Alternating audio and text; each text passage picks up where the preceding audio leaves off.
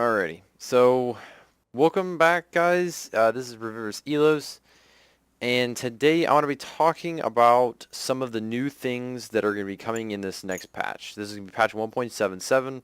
They're going to be some new vehicles added. Just a heads up, I don't have any footage from the dev server. I'm not allowed to use any of that type of stuff because I don't have the press package.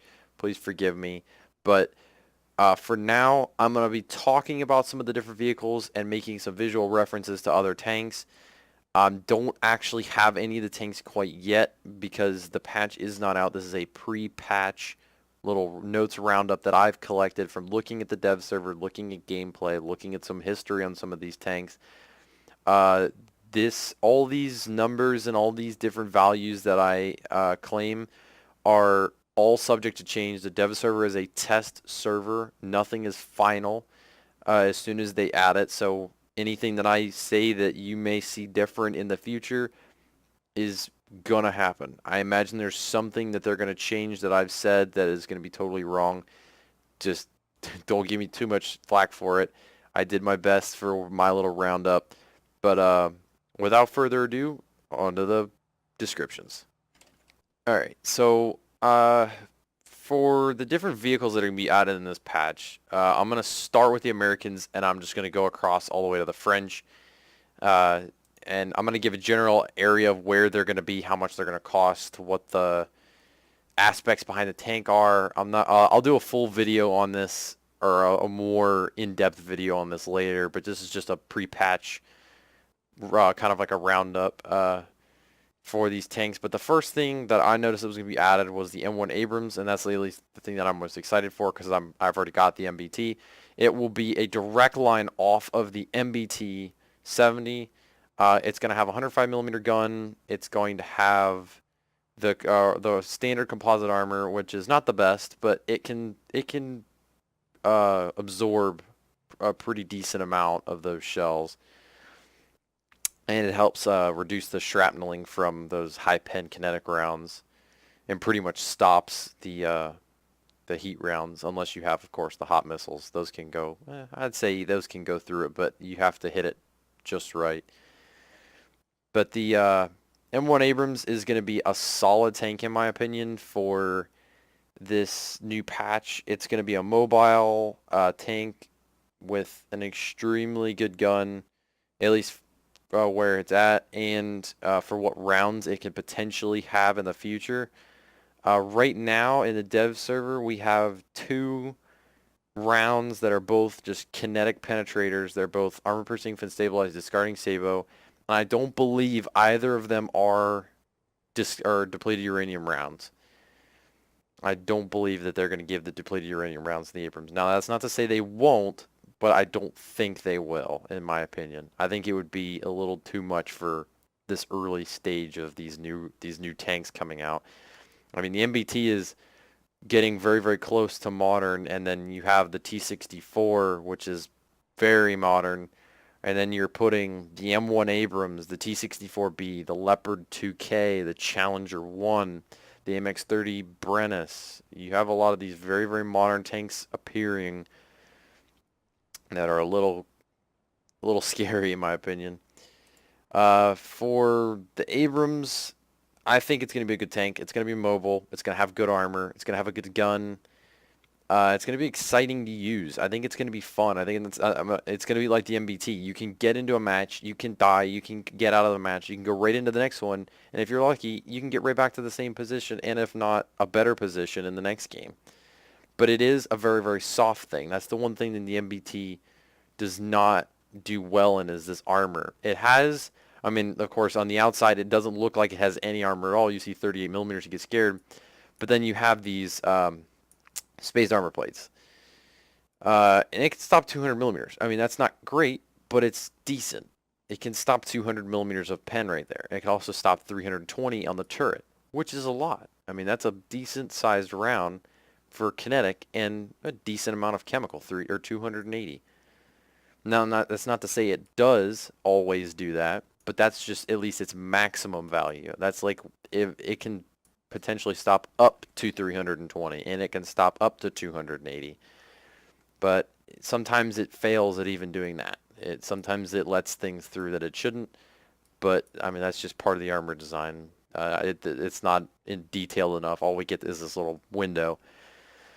But overall, the KPZ and the MBT were very decent tanks. I like the 20 millimeter cannon. I like the fact that this thing could fire an ATGM. I like the fact that this thing had a very large caliber gun. It made it a very fun and exciting tank with a very decent reload speed of 10 seconds. I enjoyed using this. The Abrams is going to sit on a very, very similar chassis with a little bit of an upgraded engine. It's going to have a twin fuel injected turbine engine, which is basically a jet engine. This thing's basically going to have a jet engine in the back of a tank chassis, which is ridiculous. That's a lot of horsepower. It's over, I think it's 1,500 horsepower in a 60-ton tank chassis, which is crazy, in my opinion. I think that's ridiculous. It makes the tank extremely mobile. It makes operation extremely easy. It makes traverse a lot easier. And it helps you get that armor that's on the Abrams into places that you want it to be in. I mean, if you want to get into a position, you can move your tank to get into that position and have it be reliable, which is nice because there are some tanks in this game that really don't allow you to do that. If you turn slightly, you're immediately exposing, like this. You turn at just a little bit of an angle, 35 and 23 millimeters. You could pen this with any like tier 1s, or at least most tier 1s. You can pen the side of this thing. From the front, maybe not so much. I mean, you've got 50 millimeters and you've got quite a bit down here. I think that's pretty protected. But I mean, most of this tank is pretty easy to go through, in my opinion. It's a little soft, but it was a good tank. It's an all-around a good tank. It's fast. It's mobile. It's got a good round. I think it has, what, 380 millimeters penetration. Then you get a 354 heat, and you get a 431 ATGM. All around, it has pretty decent rounds for 152 millimeter. It's a derp gun. So overall, the M1 Abrams is going to be interesting in that top tier. So also we're getting the Magach, which is an Israeli. It's basically the M48 A1 patent chassis. It's going to have this rounded chassis, and then it's going to have this same exact turret, but it's going to have the M60's 105 millimeter. Basically, it's going to look very, very similar to this. Or it has the upgraded commander's cupola. It has the upgraded gun and, of course, the upgraded rounds, but it has this M48 chassis. So that's the only other tank, as far as I know, that's coming in for the Americans. For aviation, I believe there was one bomber. I think it's going to be around this area. And then there, I don't know. I don't know if there was another one. For the Germans, though, we have the Leopard 2K, which will come after the Leopard 1A1, not the KPZ. It will not be after the KPZ. It'll be after the Leopard 1A1. And it's going to have the Rheinmetall L11 120 millimeter Rheinmetall gun, which is on the future Abrams. It's going to fire an APF-SDS and a heat shell. Now, the heat shell is what this thing has that is extremely impressive. It has 650 millimeters of penetration. It's a ridiculously powerful heat round. I believe the armor-piercing fin-stabilized discarding Sabo, though, I believe it only gets either 405 or 415 millimeters of penetration, which isn't great, but it's not the depleted uranium round. It's just the standard steel or the tungsten. I'm not 100% sure on the actual or the composition of it, but it will be after the Leopard A1. It's going to have decent armor. It's going to have spaced armor in a couple places. It's going to be pretty weak otherwise. There's not really much going for it. I don't believe it's going to be a super sought after tank.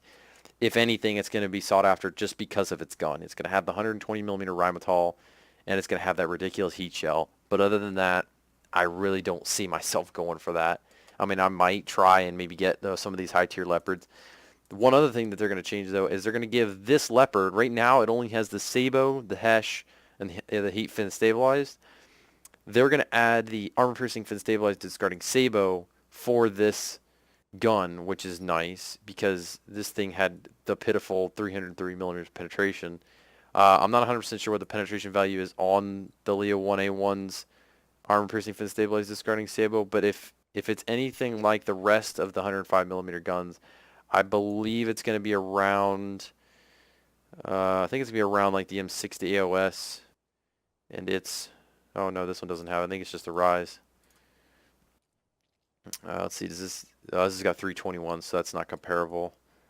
Hold on. Trying to think of another 105 millimeter gun that has fin stabilized.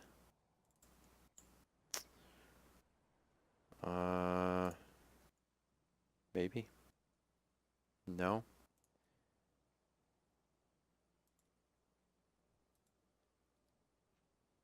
This doesn't have sabot, so it could be around 348. I think is what is going to be a comparison. If it's not the same as the M60s. Yeah, I think it's going to be anywhere from 348 to 360. I think it's being within that range. So that'll be something to look forward to as well. The Germany's also getting a plane. I believe it's called the HE-177. It's going to be a bomber. I'm not 100% sure if it's premium or not, but it will be in the bomber tree. Not super enthused about it. Its engines are not the greatest. It does fly very, very well, but that it's subject to change. It has a decent bomb load, though. I will give it that. But let's move on to Russia. There is going to be a new T-64. It's going to be called the T-64B. It's going to look very similar to this T-64, but it's going to have an upgraded armor package. It's going to have the exact same turret armor with 400 and 450, and it's going to have the same cheek armor, I believe, of 330 to 150 millimeters. But this is getting upgraded. This composite right here. Right now, I believe this is a 3-layer composite of, yeah, rolled homogeneous armor. It has 105 millimeters of the textilite, which is this gold-colored substance, and then it has another 20 millimeters of the rolled homogeneous armor. There's a little side view for you.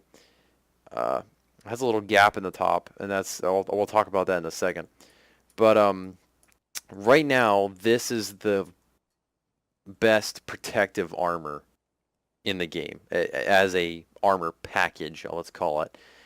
So basically, the T-64B is going to have an upgraded version, and I believe it's upgraded to either a 4 or a 5 or a 6-layer composite. I'm not exactly sure how thick it is, but this gets extremely upgraded. I believe it's actually beyond the turret armor on this thing. I think it actually gets better. I think it's 450 kinetic, and I think it's around the 600 or 650 mark for the chemical to counter the Leopard 2K's gun. But it's going to have a very similar engine and ammo storage. It's going to have the exact, I believe it's a very, very similar gun. It's going to look slightly different, but I believe it's still the 125. It's going to have a better round, though. The current round that we have is only 310 and 383. I believe the new gun is going to have 475 millimeters of penetration. Now, I'm not 100% sure, but I believe that round is a depleted uranium round. If I'm wrong, I apologize. I'm not 100% sure. I don't deal with very modern tanks. On to the British. The Challenger 1 will be going after the Chieftain Mark 10.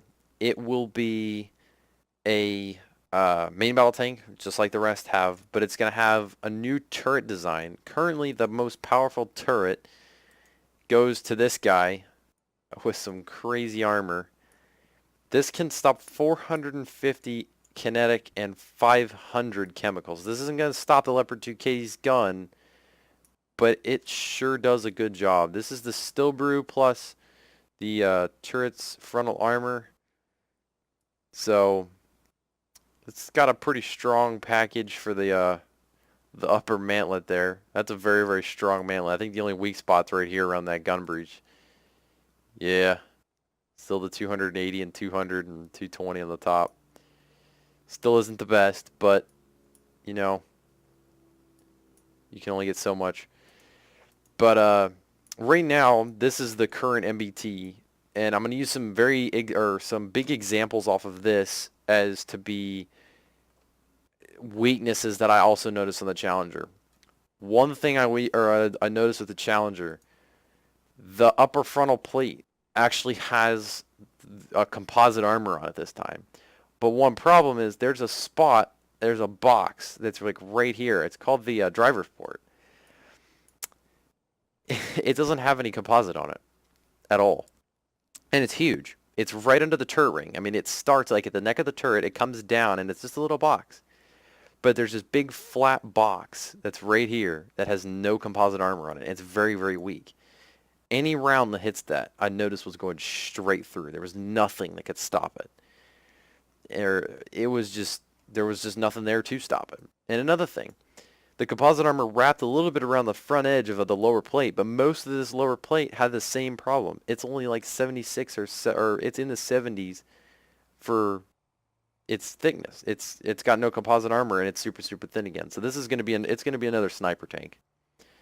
It's definitely going to be another sniper tank just because it's not going to be able to stop anything in that front lower plate. Yeah, the turret's going to be great. It's going to be super hard to pin. It's super angled like this. It's got some really, really thick composite armor that's not going to let a whole lot of stuff through.